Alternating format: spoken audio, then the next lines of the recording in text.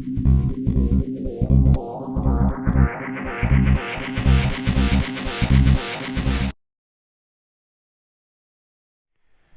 guys, how's it going? This is James Tripp. This video is called The Dark Heart of Subtle Social Fear. Now, I'm making a video about social fear because usually when people are not rising up, when they're not striding forward to really create the lives they want, the reason they are hanging back and laying low is through some form of social fear.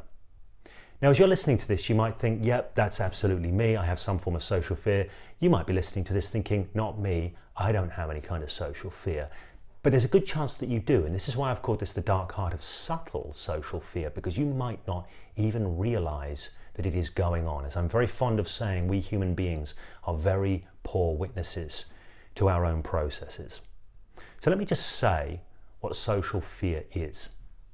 If you have fear of judgment, if you react in a sort of angry or hurt or defensive way, if you feel you're being criticized, if you have fear of public speaking, if you have fear of walking into a room and meeting strange people, if you have imposter syndrome, if you have any of these things, these are all forms of social fear because they are fear about engagement with other human beings and what other human beings may think of us.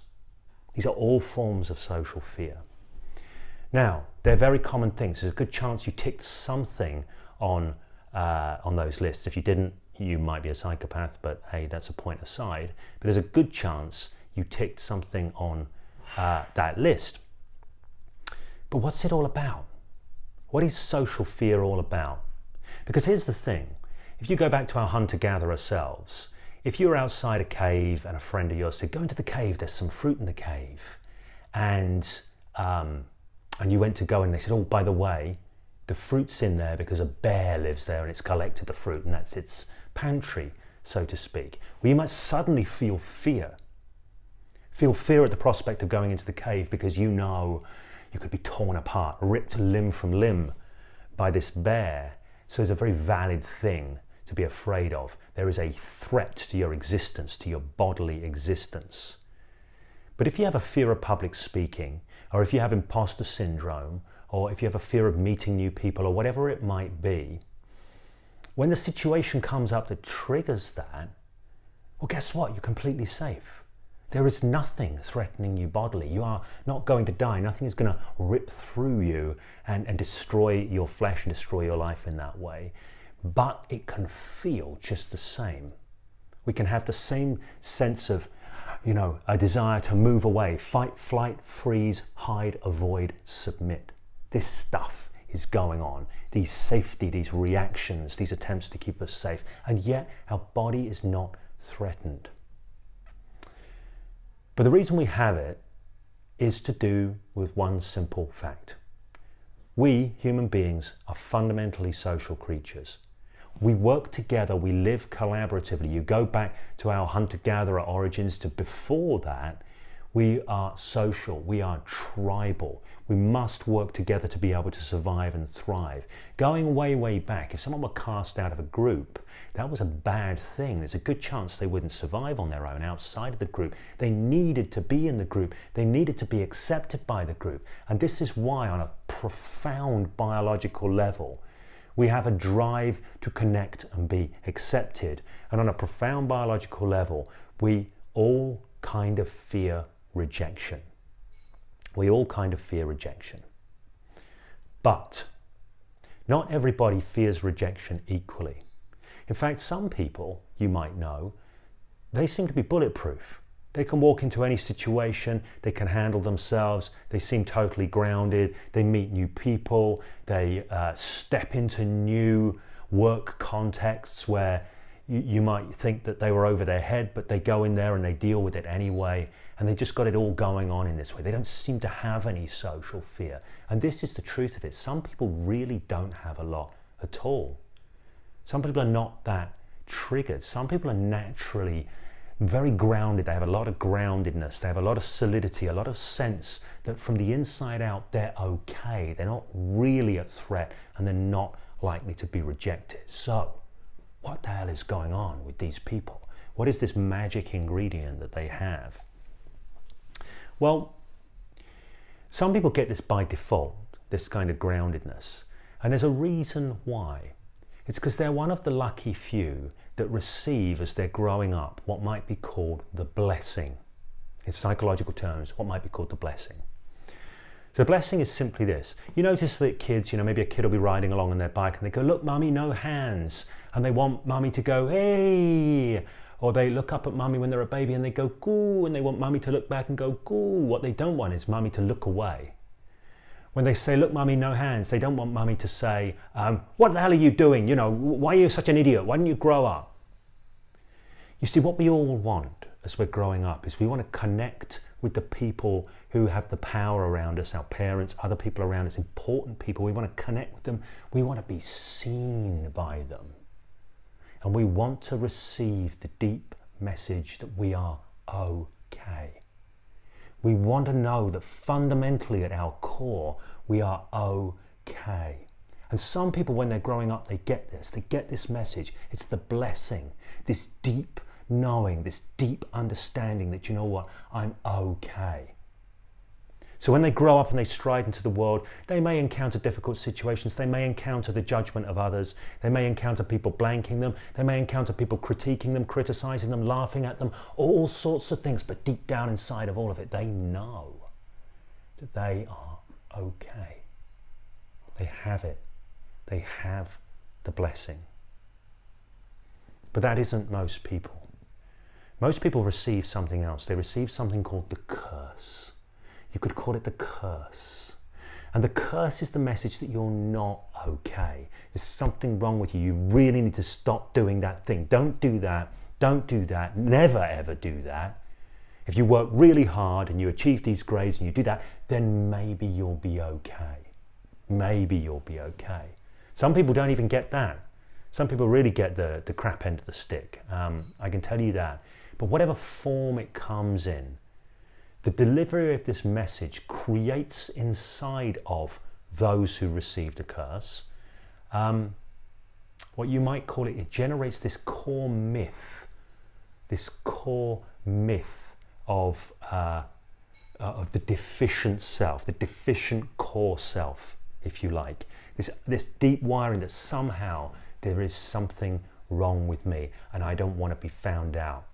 I don't want to be found out. So we become sensitive to criticism. We become sensitive to the behaviors that we label and frame as rejection. We become sensitive around people judging us. We become sensitive around all manner of things to do with other people because we didn't receive the blessing. We received the curse, the myth of the core deficient self. Now, I want to just say that that's most people, by the way, who get some form of the curse. There's a reason for that, because people are raised by people that didn't get the blessing themselves. And if you're raised by somebody who didn't get the blessing, they can't give the blessing. This is like karma, old school karma, gets handed down like a baton, generation by generation by generation. So here's the thing, if you didn't receive the blessing, and forget the past, we're not talking about blaming the past here, we're talking about connecting with our power to make a difference going forward. If you didn't receive the blessing when you were a kid, if you don't bring consciousness to it, you can't receive it as an adult. Because even if people tell you you're okay, even if people praise you, even if people compliment you, if you're holding the curse, you're carrying the myth of the core deficient self, you will rebuff all of that. Because your thinker deep down thinks that you're no good. And what the thinker thinks, the prover proves, and anything that counterproves it will be rejected. You see, so you're not going to receive, once you get through childhood, you're not going to receive the blessing from anybody else. But you can receive it from you. You can transform the myth of the core deficient self. You can go and you can pull it apart. There are processes, there are understandings you can come to, practices that you can engage with that will detach and unhook you from that curse, that core deficient self. And here's the thing, this is why this is of particular interest to me. Number one, I wanted to do it for myself. My backstory is one of coming from being gripped with fear and social anxiety and all manner of problems related to social fear. And it held me back in life, stopped me creating the life that I wanted to create for such a long time. There was work to be done. I've done a lot of that work. I'm most of the way there. Occasionally I get triggered by something, but I'm pretty grounded now, certainly compared to how I used to be. So that's the number one reason why it's a particular interest to me. The number two reason is I mentor a lot of practitioners of various forms. Hypnosis practitioners, NLP practitioners, consultants, trainers, these kinds of people. I work with and mentor practitioners. So one of the single biggest things, a lot of the time when people are practitioners, they've got a sense of the kind of business they want to create. And they know a lot about marketing and how to promote themselves and all of this, but they're still hanging back.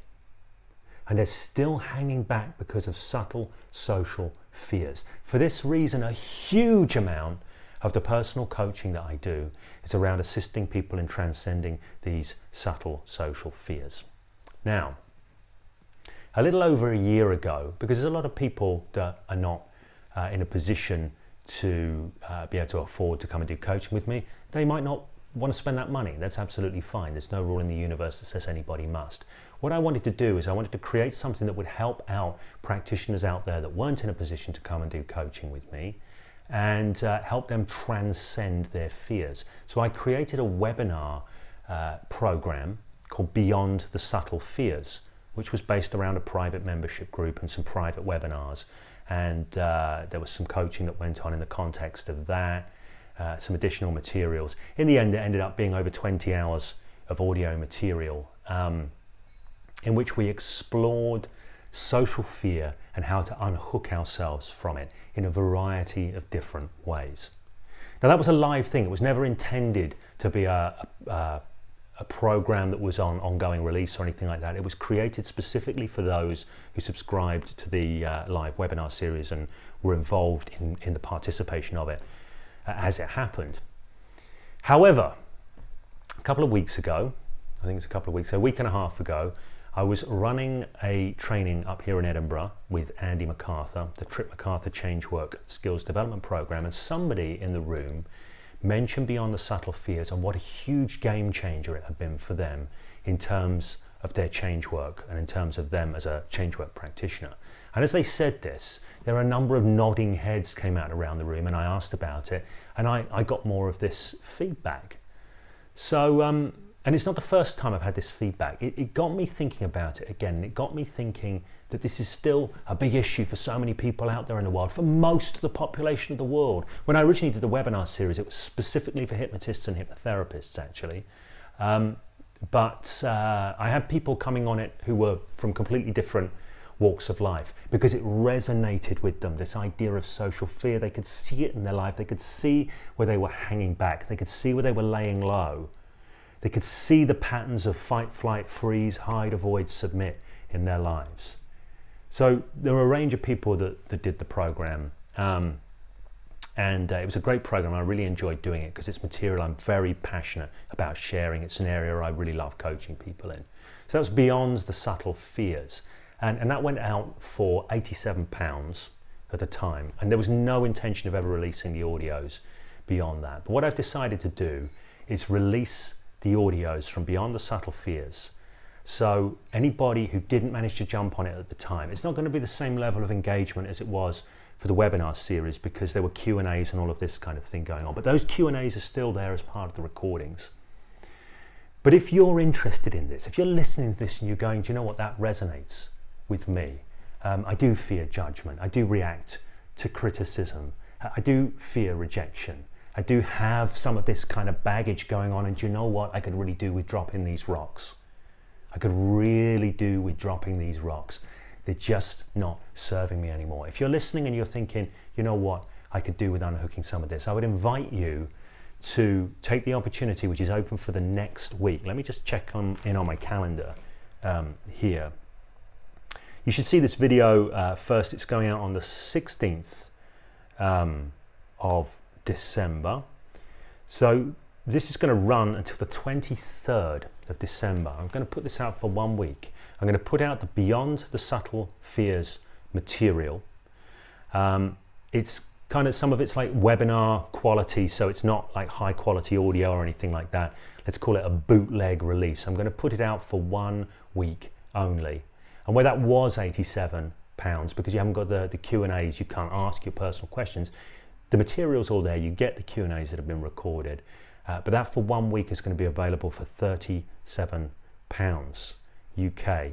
So if you're interested in grabbing that, well, I'll make a few more announcements about it. It's up there to grab for 1 week only. And then I'm going to pull the material back in, because it's not high quality audio or anything like that. It's not a polished product. It's just raw, highly useful, highly relevant material to you if you want to transcend any of the subtle or unsubtle fears in your life that have been holding you back.